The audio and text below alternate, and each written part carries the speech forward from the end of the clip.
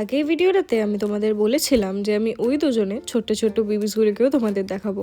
তাই আজকেও আমি রোজকার মতো ওদের খাবার নিয়ে চলে এসেছিলাম। এবার গিয়ে দেখছি যে ঘুমাচ্ছেন, তাই জন্য ডাকলাম। আর ডাকতে না ডাকতেই উঠে পড়েছে, কারণ জানে যে এবার ওরা ওদের ফেভারিট দুধ আর পাউরুটি পাবে। কিন্তু এখানে শুধু দুটো ছিল, বাট আছে কিন্তু চারখানা। তাই এবার খুঁজছিলাম যে কোথায় গেল। আর ব্যাস, আমাকে যেই দেখতে পেয়েছে দেখছি অমনি ছুটে ছুটে খুব এক্সাইটেড হয়ে চলে এসছে।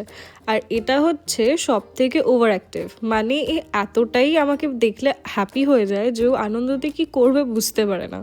তো যাই হোক, এবার ওদেরকে আমি ওদের খাবারগুলো দিচ্ছি, আর ওরা এটা খেতে খুবই ভালোবাসে। তো ফার্স্টে এইভাবেই দিচ্ছিলাম, কিন্তু দেখলাম যে এটা ঠিক হচ্ছে না, ওরা ভালোভাবে খেতে পারছে না।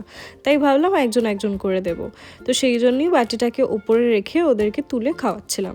এবার খালি একটা মজার জিনিস দেখো, নিচে কিন্তু লাইন দিয়েছে যে কার পরে কে আসবে সেটা ওরা নিজেদের মধ্যেই ডিসাইড করে লাইনে চুপচাপ দাঁড়িয়ে পড়েছে। তো এবার শুধু খাইয়ে বাড়ি চলে গেলে তো আমার কখনোই মন ভরে না, তাই ভালো করে আমি ওদেরকে চটকাই। আর যতক্ষণ ধরে আমার ইচ্ছা হয় ততক্ষণ ধরে ওরা হালকা এই জ্বালাতনটাকে সহ্যও করে নেয়। আর লাস্টলি এই যেটা দেখছো ওভার অ্যাক্টিভ, যেটা ও এত ভালোবাসে পেটে সুড়সুড়ি খেতে যে আমিও রোজ কিছু করি কি না করি ওকে পেটে সুড়সুড়িটা দিয়ে তবেই বাড়ি যাই।